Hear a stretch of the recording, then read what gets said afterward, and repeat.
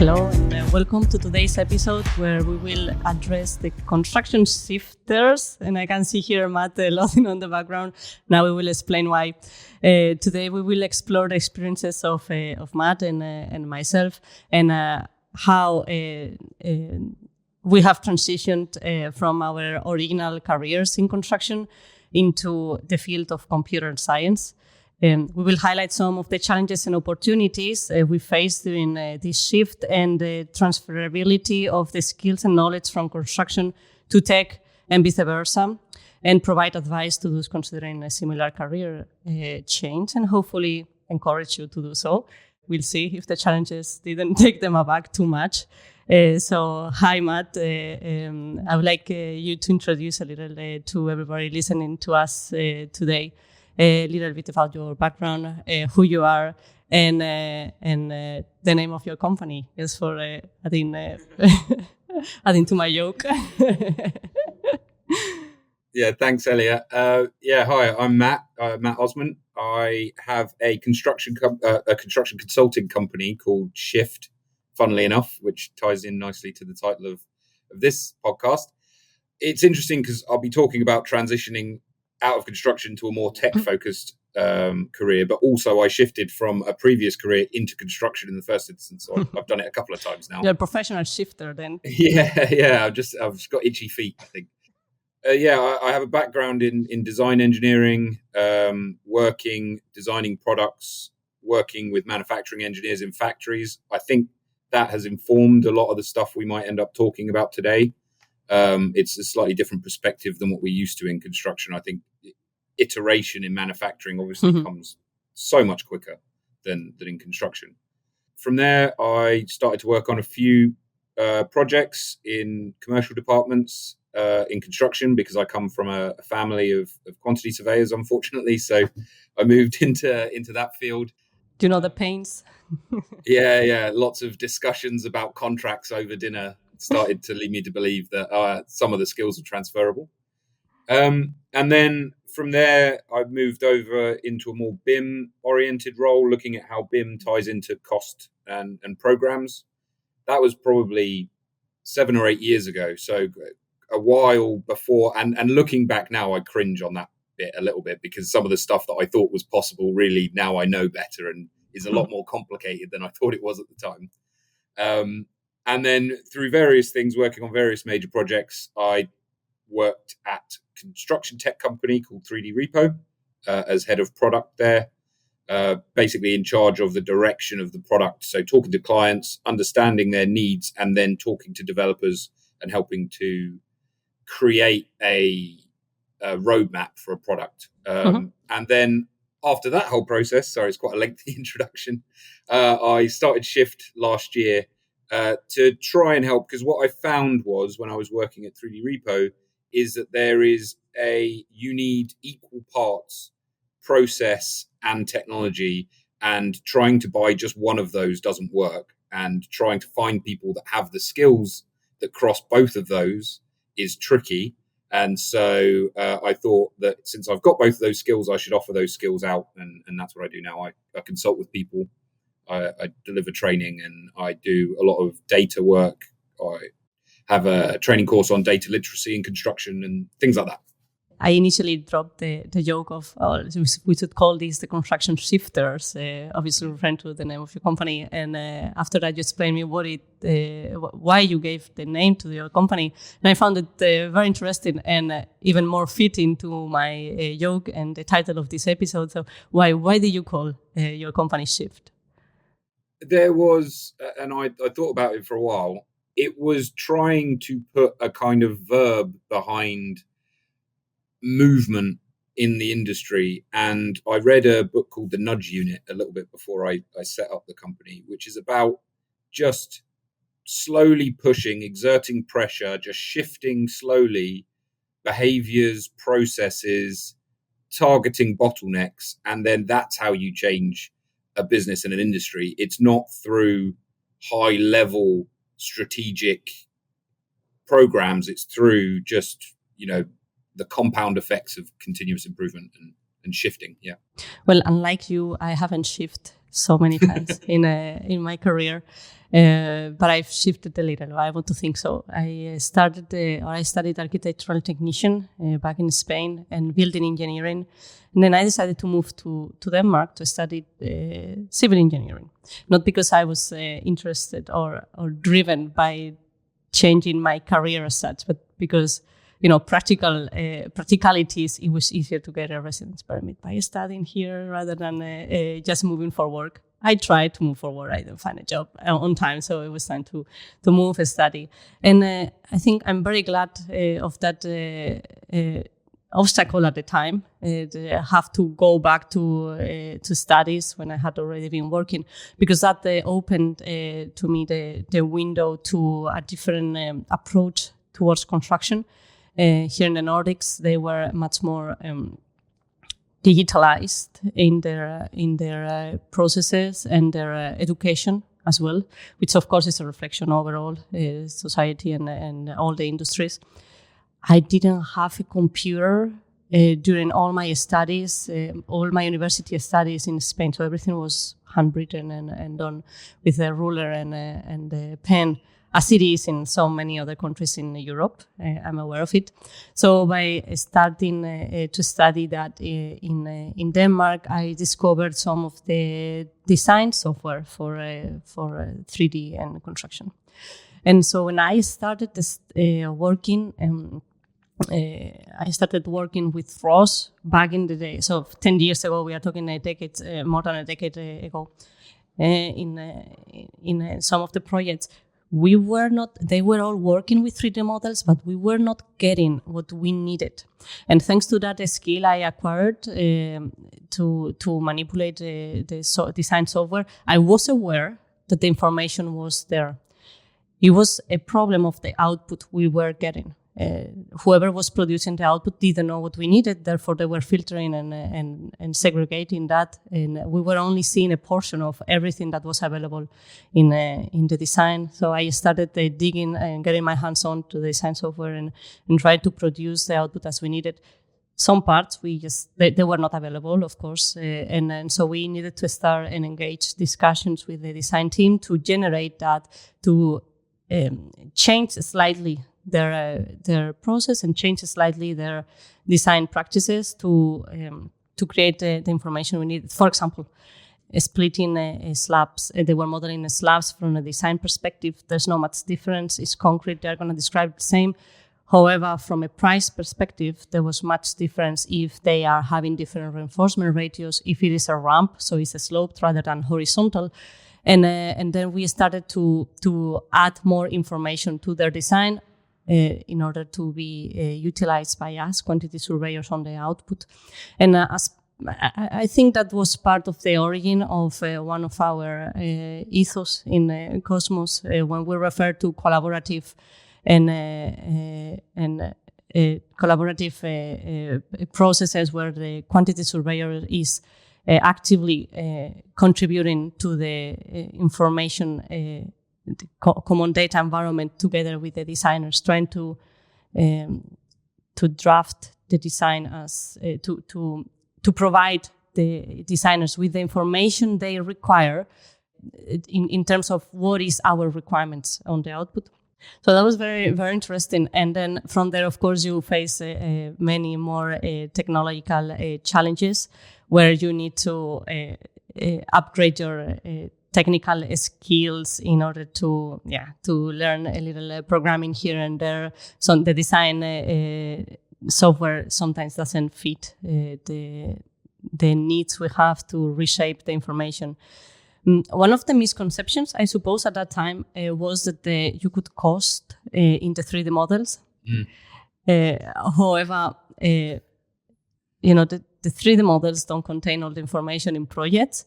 And definitely, if you only cost what is available in the design, then you fail. And therefore, it's not possible to code the 3D models with a cost reference system. You cannot expect the designers who are the only ones that should be editing the design, because that's the responsibility. Quantity surveyors should not be editing design at all. It's part of the designers. You cannot expect them to know how to code from a cost perspective the 3D model for you to get the codes in the right categorization, and that only codes the elements that are in the model. So from there, I think I learned that the importance of mapping and how to structure data and how you can link tables and different reference codes in order to generate information in different softwares, different areas, but at the same time to correlate them, to be able to link them, and that I think that opened a click, or that did a click on my brain, as in, all right, this is what in technical terms is a star database, right, with relational tables, and how do they relate to each other. And then, of course, that I needed to start digging into that and learned a lot from there. And that was my beginning on creating data models and kind of to create the mindset around the team on how to structure data, how to collect data, how to produce data, and we all are part of the common data environment in there. So I think that was part of my the reason why I shifted into a more tech career, very much involved targeting the construction process and the construction delivery. And it's interesting because I had a very similar journey to you with that whole concept of, again, like I said, 7 or 8 years ago, my mental model was everything goes in the model. You know, that's what it is, because as a consumer of the model, I want everything to be in there. And then when you start to pick it apart and say, okay, well, these models don't really have versioning systems. They don't really have the ability for me to go in and drop a single bit of data in. It's very much all or nothing. It's like open the whole file up, change a single text field, save it, and now you've got a whole new revision that no one knows that the only difference is a small string. And so suddenly, like you said, you get into this world of, and it was the same for me, relational tables, and treating each one of those data sets as if it's a table in that relationship. So your model is just simply a table of elements, and that table has parameters, and those parameters can be linked to another table, which is coming from your cost management system. Mm-hmm. And I think, like you say, the challenge was to be able to say, right, I need to cost what's in this model, but I also need to account for the fact there are things in this model that don't need to be costed, and there's things that need to be costed that aren't in the model. And how to create that clear understanding as part of the data set, right? And these data sets coming from the models, ultimately they are obviously created with a clear purpose, which is design. And then we need to understand that as different stakeholders than designers themselves, we might have different requirements, but we need to understand that the other teams may not know what do we need. And then it's about communicating. But of course, how do you communicate your needs and requirements when you are also a little unaware of the possibilities from the other team to provide you with what you need?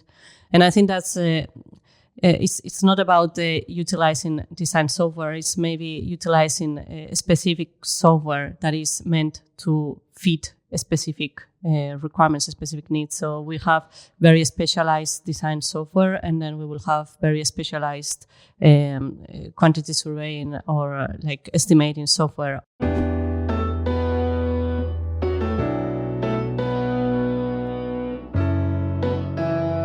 So, Matt, from your experience, how skills and knowledge from computer science have been beneficial in the construction industry? What applications have you found so far? And what are the main benefits you've already experienced?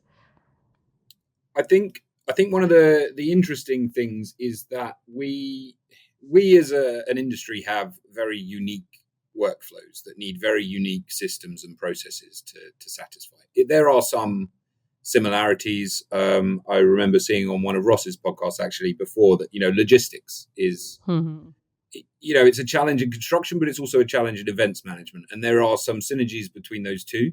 But then there are things like the way we manage cost and contracts is completely unique to construction. There is nothing like it. So we need construction systems to do that. A lot of those things, but they are discipline by discipline. So you might have a best-in-class planning system, a best-in-class cost system, a best-in-class logistics management system, and you'll be falling over yourselves in license fees and shadow IT trying to keep track of this. So one of the first things I started doing was just simply looking at these systems and saying, what data can I pull out of them to communicate with the rest of the team what is happening within those systems without them having to learn or understand or have a license for those systems. And the same applies to the 3D model, which is what a lot of what I was doing at 3D Repo is thinking, okay, we've got this model. It has a lot of uses.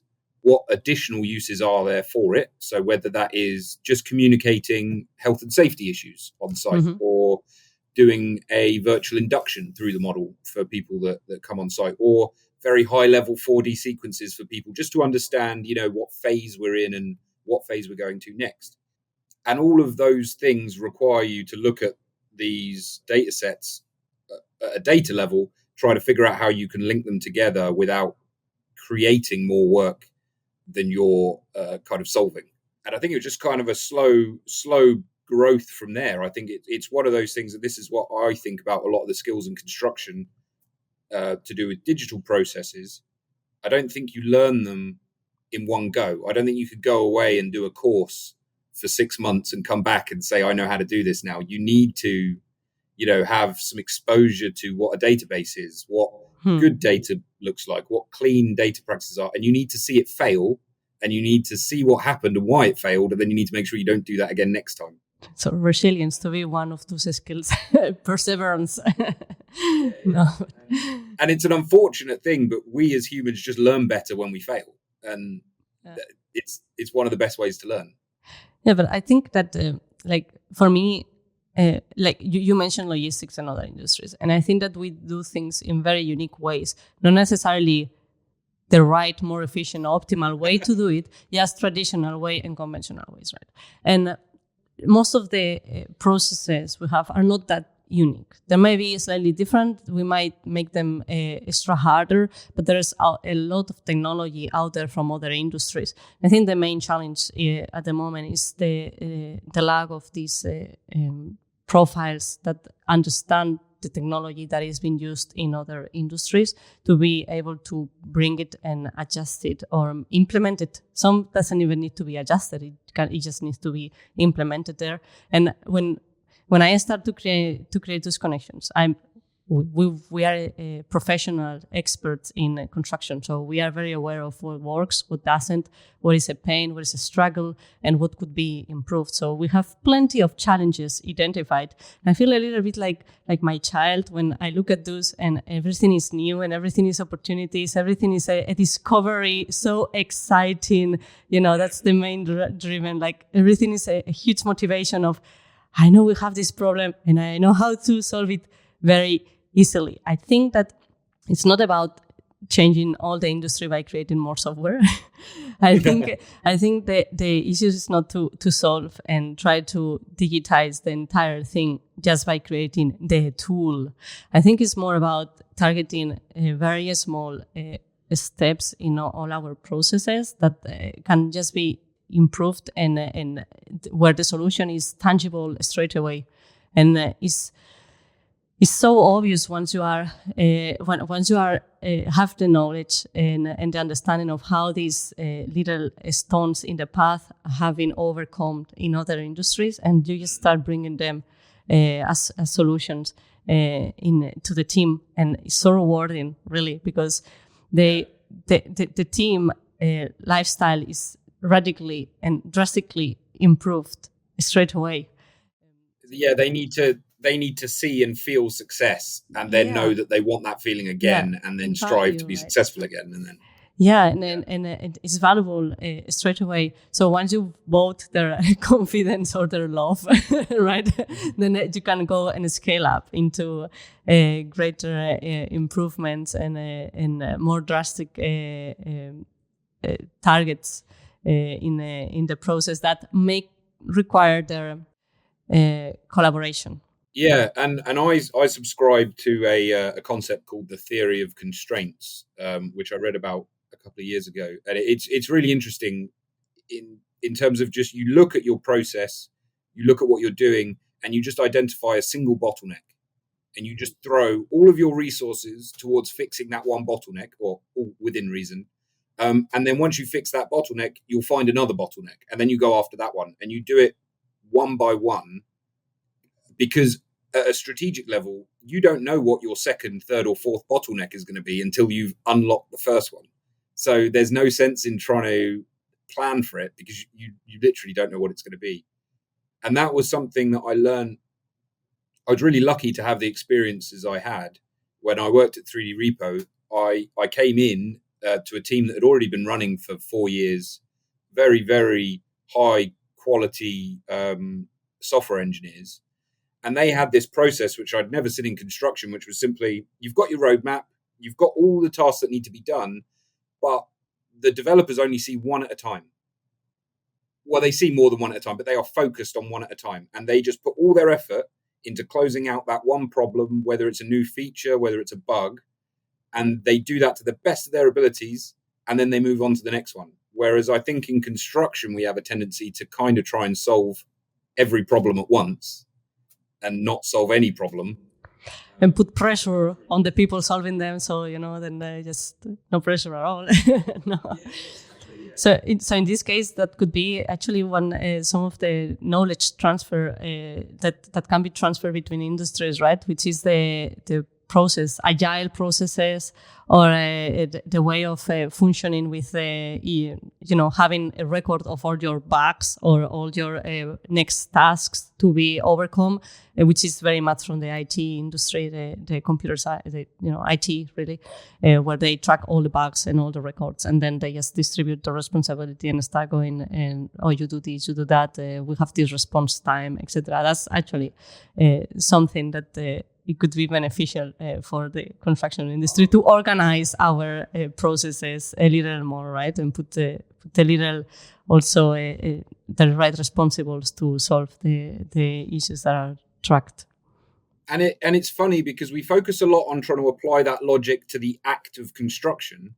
So you go to a construction site now, I think a lot of sites I visit, lean construction is there. We've got make ready needs meetings and look ahead planning and all that stuff. That logic is very rarely applied to the prelim staff sitting in the office. Yeah. And to say, right, what is everyone's to-do list this week? What are you doing? Who's blocking you? What do you need to do? And that's, a pretty simple fix. It's planning, right? It's planning, but just not on someone's head. It's more like actually putting there available to everybody. Everybody is following, and everybody is an active contributor of the work in progress. Indeed.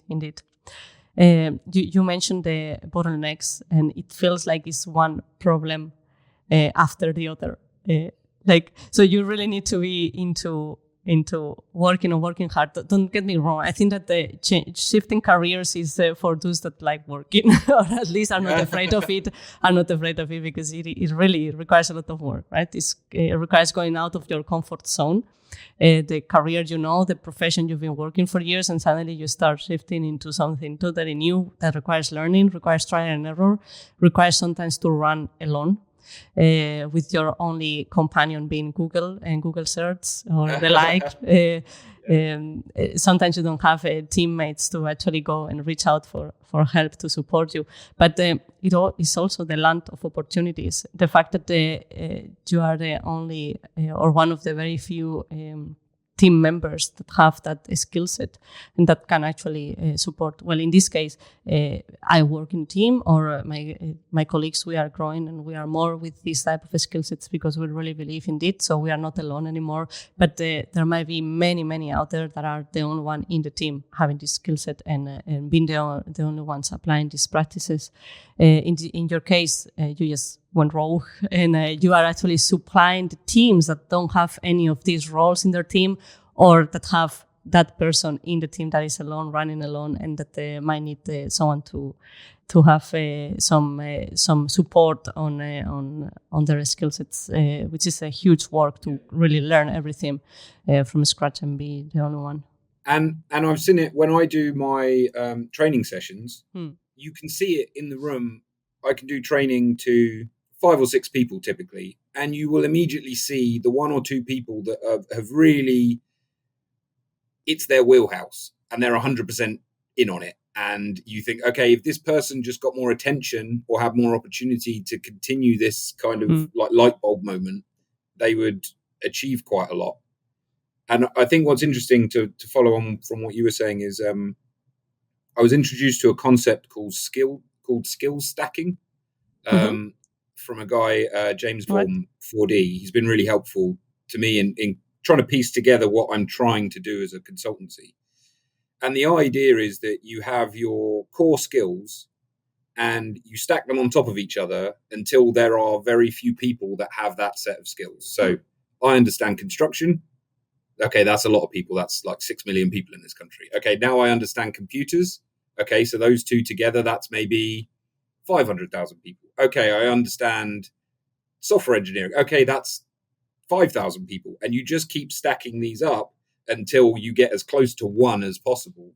And that then is your USP. And then what you do when you're forming a team is you try to find as many different people that have maybe got the same core skills, but then the skills that they've stacked on top of that are different and complementary so that they form a pretty good team. They're not teaching each other the fundamentals, but they understand when to lean on each other and when to challenge each other. They know what is possible and what can be done. They just might be missing the knowledge to actually get it done. But I think it's super important to know what can be done. And I think in that regard,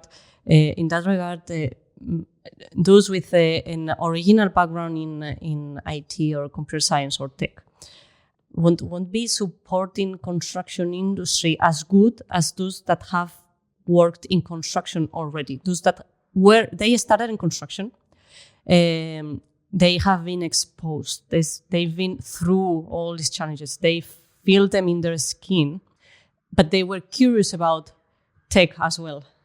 The fun for them in their daily work is the tech part and not the other way around. It's not that, your initial career is this and then you will feel fun about construction. There are very few of those though.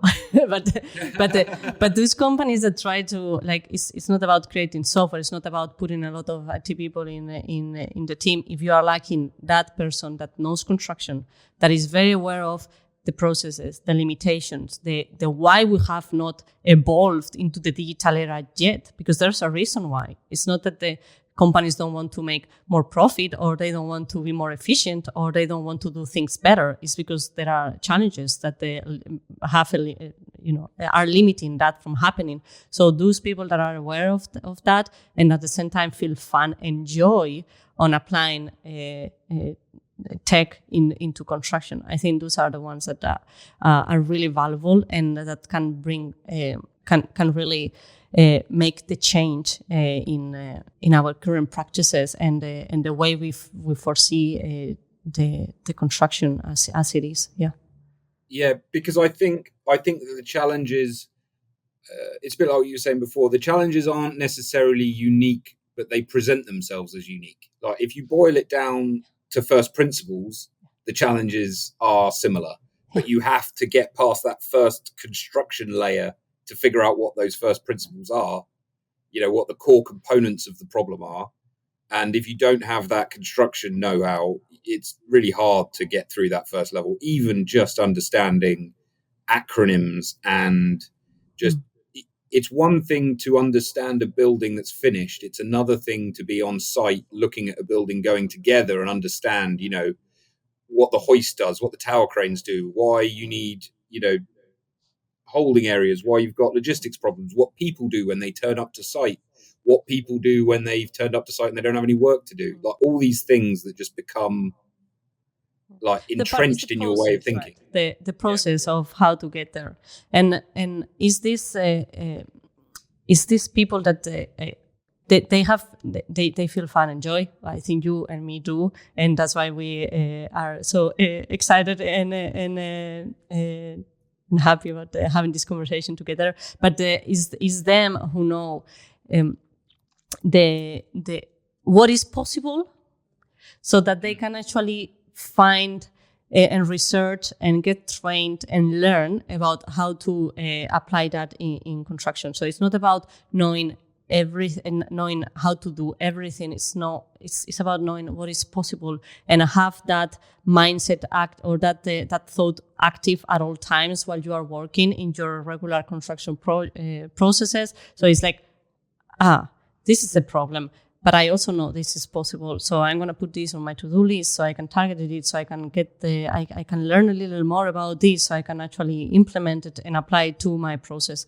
Not to be totally disconnected in that way, but actually be always hands-on and with that switch on of, I know this is possible. And you cannot really bring any software company to solve that, because first you need to identify the problem. Second, you need to know that that can be solved, and have a slight idea of how could that be solved, right? What type of a skill do you need to get there, so you can actually seek for the right people to find that and explain the dilemma.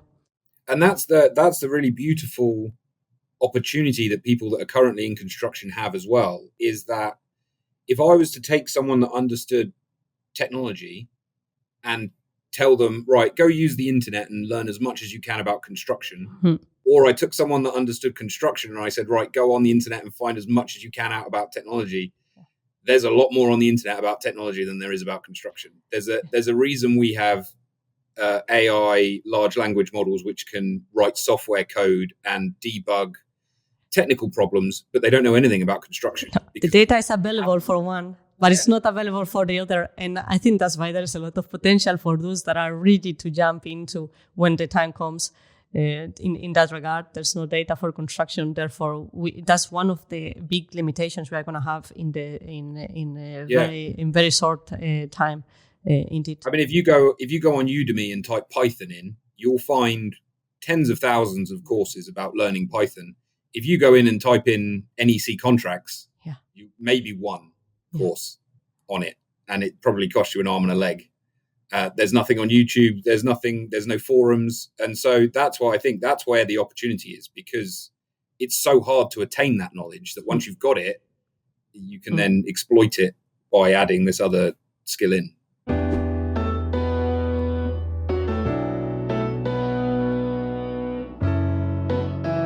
Like relating to non-available information on the internet. It is not the internet only. It is also the companies themselves. That information is not that it's restricted or not transparent or not shared with the global community. It's that data, that information has not been prepared, put together.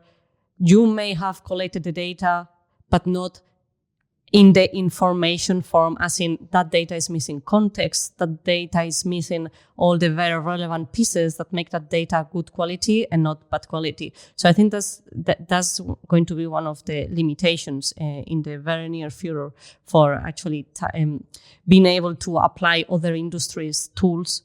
In this case, for example, the more spoken about it's like AI and artificial intelligence and all the opportunities that it brings, because it's based on data. The AI needs to be trained, and the AI needs to be fed with examples of what is good and what is bad. And when we feed the AI with all the partial bad data we have, we cannot expect very good output. Is the same as I was mentioning before regarding designers. It's not that they design bad. It's not that the 3D models are garbage. It's that they are designing them for design purposes and not for costing purposes, which means that you need to jump in earlier, arrange with them what do you need, specify the requirements to create good quality data for cost.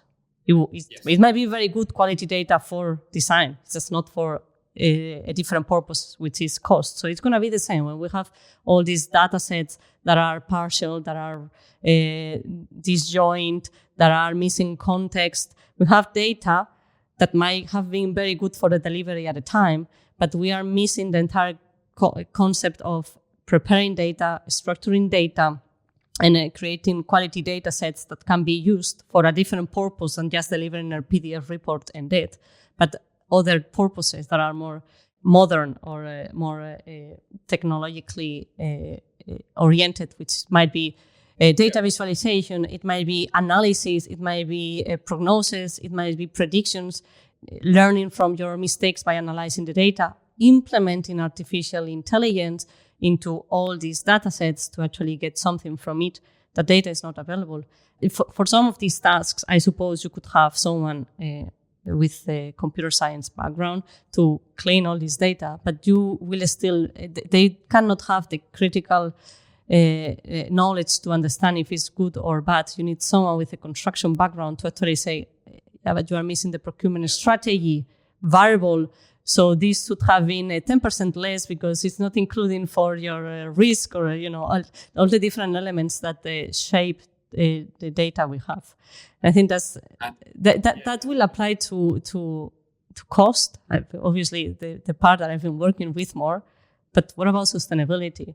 Because there's a fact that cost we have been doing since forever. So, everybody has accepted the way we do it, what we do it. There is expectations around it.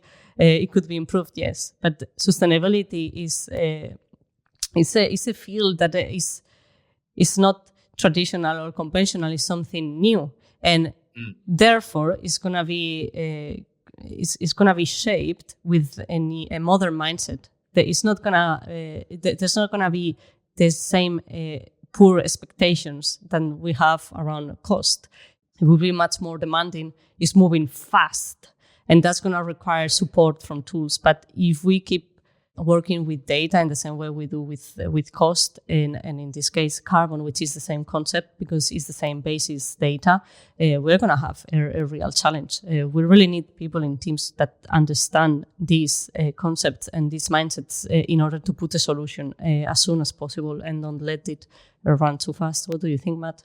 Yeah, so the and cost and carbon is a perfect example of that. If you look at a bill of quantities that comes out of an estimating platform in an SMM7 or in an NRM2 format, as a data set, it's awful. You've got multiple levels going down to an item, which is often the item itself doesn't describe the object. You need the parent as well, because sometimes the object itself just says less than 300 millimeters, and you're like, okay, what's less than 300? What is this? And the reason is because those bills of quantities have only ever been produced to A, get a cost or price, and B, to hand to a human being to read. And so it's fine for a human being to read. It's awful for a system to read. Yeah. And now we're getting into a world where the person that creates that bill of quantities needs to hand it over to someone else so that they can create they can quantify the carbon impact of those quantities. And if you just go to an external consultant and give them your bill of quantities and say, right, chuck that into One Click or wherever and give me an answer, you're going to get the wrong answer because the data is not set up to do that. Whereas if you adjust your process, you can get all that output essentially for free if you set your process right. Because like you said, it's the same thing. If a material is coming to site, it has a cost and an embodied carbon value associated with it. It's as simple as that. And if you've done a first principles estimate, again, you've got that material. But then I guess it goes back even further, and something I guess I understand it because the disciplines are so siloed, but we calculate the resource required if we're doing a first principles estimate. So we know the labor hours that are required to form a cost. And then separately, the planner resources the program.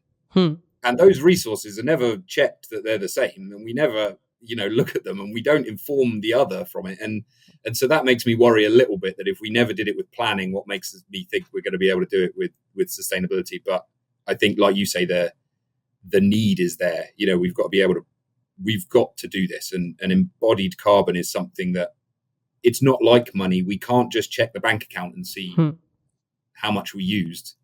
We have to analyze data to find that out. We have to see how many trucks turned up on site.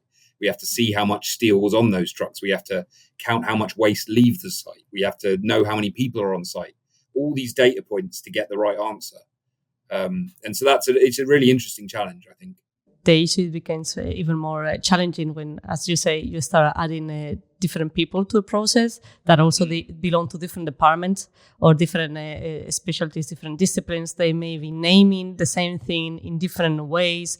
And we as humans are aware of that and are familiar with it. It becomes more challenging when you try to actually unify naming conventions across a historical project. It's something that we can definitely improve today, and we are improving it. There is some roles in projects that are newly created, information managers, being coordinators, right, to try to unify this. There's a lot of work on that. Again, especially, when we talk quantity surveyors, we are not actively involved on designing, but we are generating information. We also need to be very aware of what is written in the BIM execution plan. What are the naming conventions we need to follow? We need to be very aware that we are active stakeholders on this chain of information. It's not just pushing data and how we generate data to designers, but also, we are producing this bill of quantities. Why don't we follow the same naming conventions as the design? So it's change and understanding that we are active stakeholders producing information and data. We are part of it, and we really need to change our practices in this regard. Yeah. And it's within your remit. If you're on the commercial team or whether you're on the planning team, if it's not just that you have to accept the data as it turns up, you're allowed to just go back and say, actually, we could improve this. Well, there is need for sifters. There is need for people to sift their careers, to supply the teams with a lack of skill sets. And I really want to encourage people out there to join this community of people stacking skills till they are unique in what they do. I don't want them to be so afraid or scared of the fact that they will find bottlenecks one after the other, and it's constant challenges to solve, which is very fun and is very motivating. But what advice will you give to those people that are considering shifting careers? Do they need to have any specific skill sets, or I think one of the things I talk about on my data literacy course is about creativity and how you approach problems creatively. And we spoke about this before when we first met about, is laziness the root of my development, my career development? That was my moving thing, right? I solve problems because I'm lazy. Yeah. But lazy enough that I don't want to do things nonsense. I don't want to do things in the way that they're wasteful. When I don't feel myself, when I feel I'm not providing value because what I'm doing is nonsense. It can be overcome in a more efficient way. That's my laziness part, and I still give myself even more work because I try to solve that problem, meaning I need to learn something to apply it and then, trial and error and so on. I end up working more, but it's that laziness what drives me to actually identify the problem and question it. So, and I think the thing that I've learned over the last 10 years of kind of slowly shifting, again, it's not a right, you're a quantity surveyor and the next job you're going to apply for is a data scientist. It's not that. It's a slow move.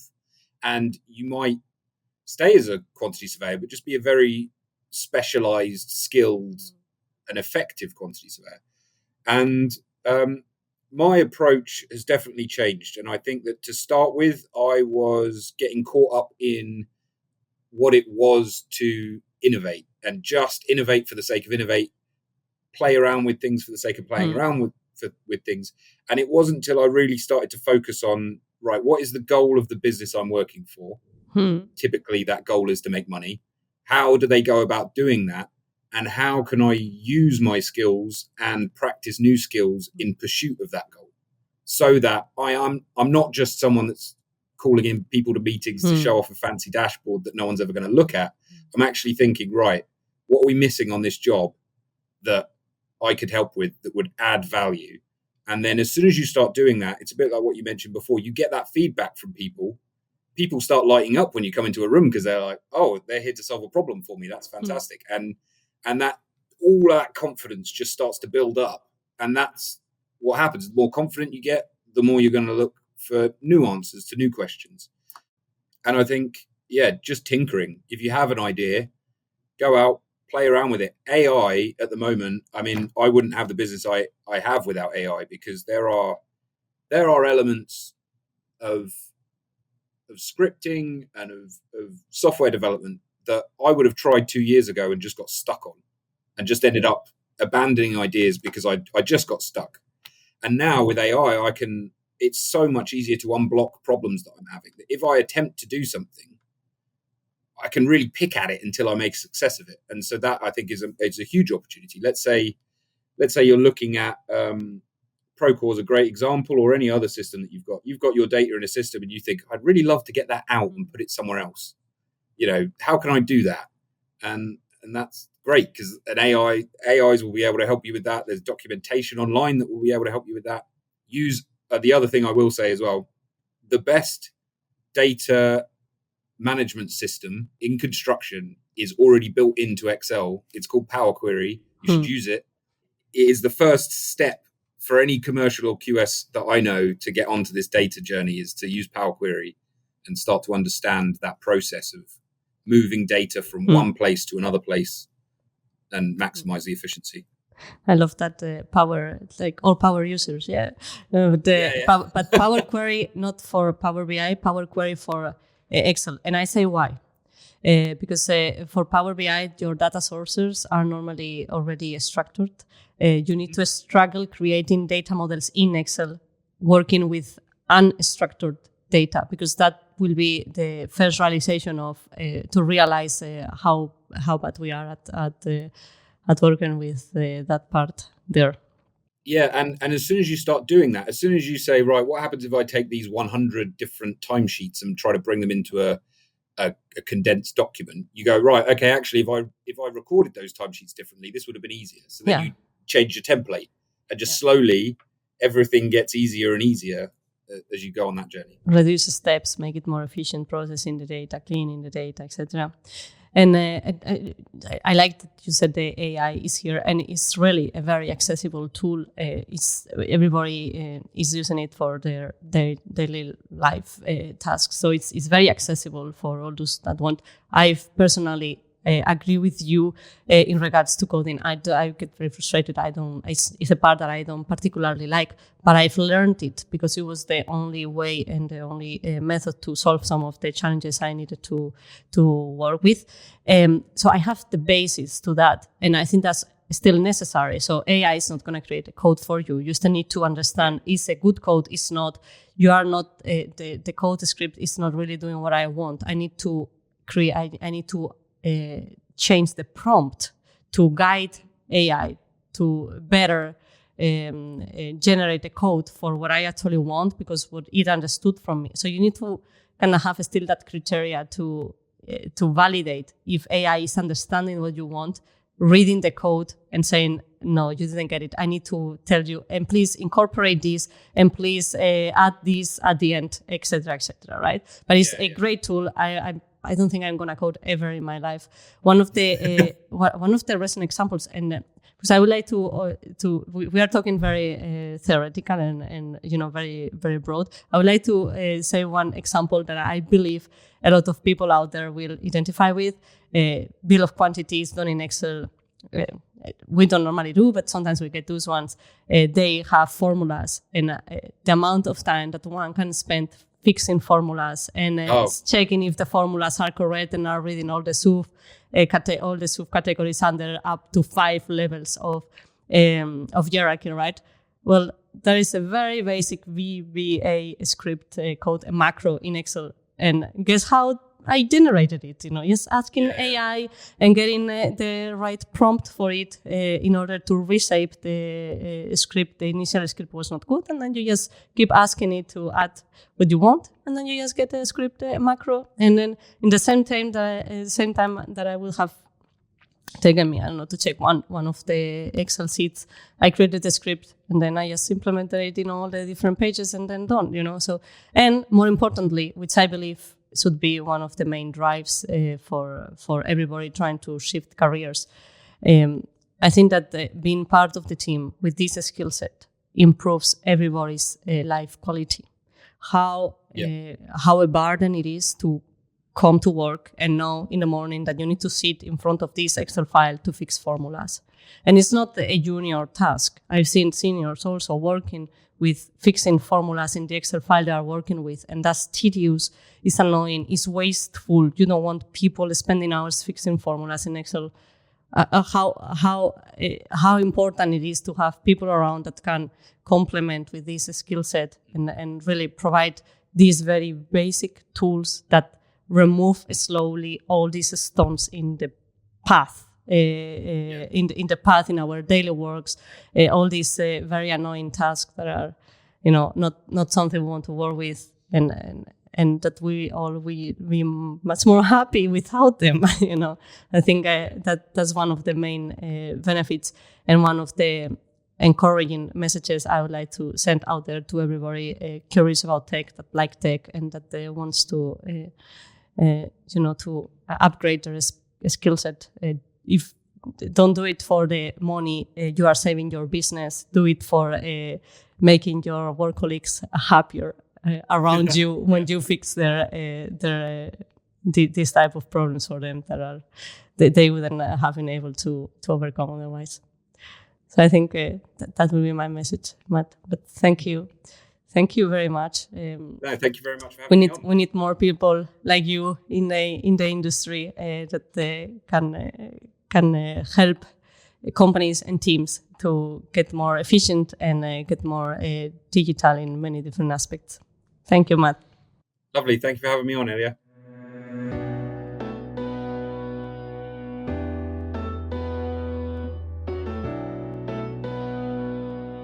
Thanks very much for listening. There's a LinkedIn link below in the show notes. We would love to connect with you.